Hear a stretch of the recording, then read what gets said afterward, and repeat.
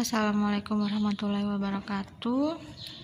Hari ini kita masuk pada tema 8, subtema 2, yaitu tentang bumiku dan musimnya. Di sini ada pengertian revolusi bumi adalah perbedaan bumi dalam mengelilingi matahari dalam jangka waktu 1 tahun.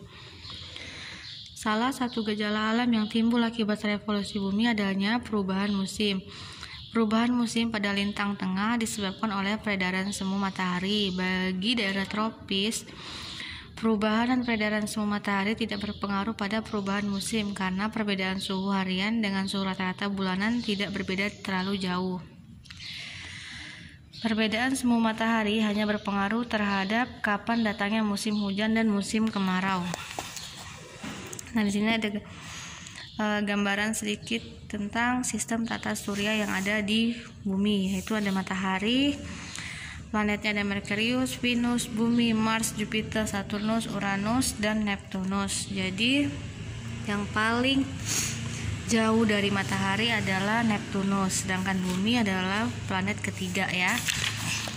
Di sini kita baca, pada saat berevolusi, bumi juga berputar pada porosnya.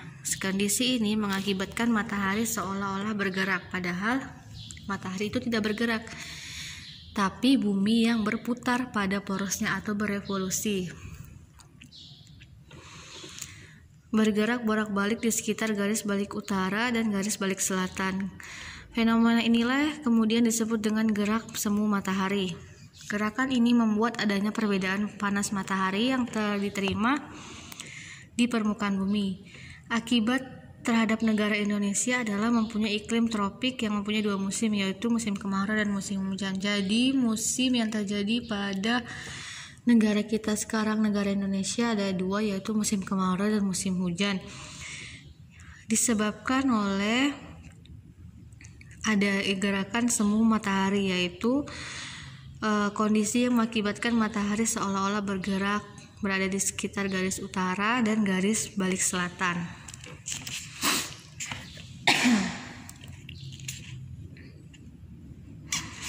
Kemudian silakan kalian buka di halaman 73. Di sini Ibu akan jelaskan sedikit tentang revolusi bumi dan perubahan musim. Bumi melakukan revolusi tanpa henti dan tanpa berhenti. Jadi bumi terus berputar setiap harinya. Proses revolusi bumi ini terjadi dalam waktu panjang dan yang kita kenal sebagai tahunan. Dalam proses revolusi bumi, kedudukan bumi tidak tetap. Jika kita cermati datangnya sinar matahari pada bulan Maret, Juni, September, dan Desember, maka kita akan mengetahui bahwa arah sinar matahari datangnya tidak tetap. Ketika tanggal 21 Maret, matahari berada di garis lintang 0 derajat khatulistiwa. Sedangkan pada tanggal 21 Juni, matahari terletak di garis balik utara. Tanggal 23 September, matahari kembali lagi ke khatulistiwa. Nah, itulah yang disebut matahari itu terus bergerak sehingga arah datangnya tidak selalu tepat ya. Dan pada tanggal 20 Desember, matahari terletak di garis balik selatan. Pergeseran yang dialami matahari tersebut merupakan pergeseran yang tidak nyata atau dinamakan pergeseran semu. Pergeseran semu matahari ini merupakan peristiwa tahunan. Pergeseran semu matahari disebut juga sebagai gerak semu tahunan matahari. Nah, di sini contoh ada gambar gerak semu tahunan matahari. Nah, di tengah ada matahari. Pada tanggal 21 Juni matahari terbit pada di sini.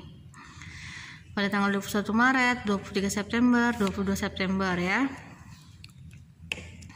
Dampak adanya pergeseran semu matahari ini, maka belahan bumi utara dan belahan bumi selatan mempunyai 4 musim, yaitu musim panas, musim gugur, musim dingin, dan musim semi.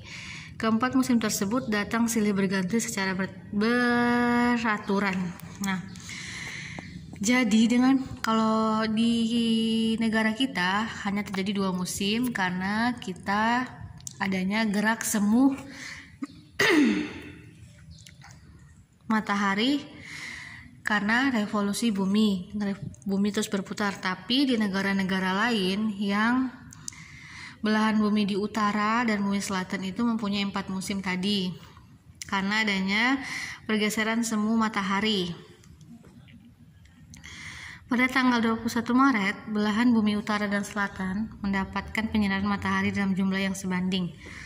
Artinya, porsi matahari di kedua belahan bumi adalah sama. Selanjutnya, matahari seolah-olah bergerak ke arah utara sehingga belahan bumi utara mendapatkan penyinaran lebih banyak. Sebaliknya, belahan bumi selatan mendapatkan penyinaran matahari yang sedikit. Pada saat inilah di belahan bumi selatan terjadi musim gugur. Peristiwa itu terjadi hingga tanggal 21 Juni. Jadi pada belahan bumi yang terkena sinar matahari sedikit itu akan mengalami musim gugur, ya. Itu berada di belahan bumi selatan, ya. Ketika pada tanggal 27 Juni matahari tepat berada di utara dan kemudian berangsur-angsur ke arah selatan. Akibatnya belahan bumi utara mendapatkan penyinaran yang berkurang dan mengakibatkan musim panas. Sementara belahan bumi selatan juga mendapatkan penyinaran yang lebih sehingga terjadi musim dingin. Peristiwa ini berlangsung pada tanggal 23 September. Nah, sini ada 4 musim yang ada di dunia, yaitu ada musim semi, musim dingin, musim panas, dan musim apa tuh? Musim panas, musim gugur. Nah, pada tanggal 23 September ini matahari sudah mencapai khatulistiwa lagi, ya. Akibatnya belahan bumi utara hanya memperoleh sedikit penyinaran. Hal ini menyebabkan belahan bumi utara mengalami musim gugur dan belahan bumi selatan mengalami musim semi karena sinar matahari yang diterima semakin banyak. Pada tanggal 22 Desember matahari berada pada kedudukan paling selatan dan sekarang mulai bergerak ke arah utara. Daerah di bagian ini bumi utara mendapatkan sinar matahari yang bertambah dan sebaliknya belahan bumi selatan juga berkurang sinar mataharinya. Sebaliknya, di belahan bumi selatan mulai mendapatkan sinar, maka belahan bumi utara sinar matahari berkurang. Akibatnya di belahan bumi selatan mengalami musim panas dan belahan bumi utara mengalami musim dingin. Jadi, secara bergantian belahan bumi selatan utara itu mengalami 4 musim karena dapat penyinaran yang sedikit atau banyaknya, ya. Mungkin itu saja yang dapat Ibu sampaikan mengenai revolusi bumi dan musimnya. Untuk tugasnya, kalian bisa mengerjakan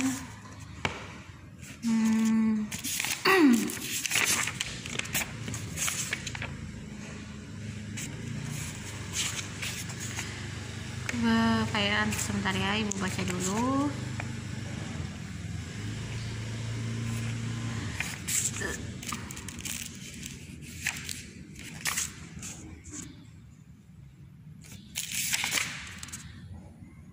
Nah,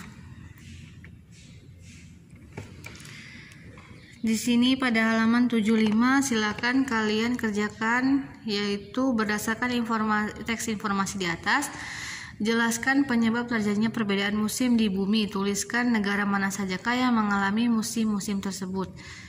Silakan kalian kerjakan di buku bersama tugas yang kemarin, ya. Nanti dikumpulkan. Terima kasih. Wassalamualaikum warahmatullahi wabarakatuh.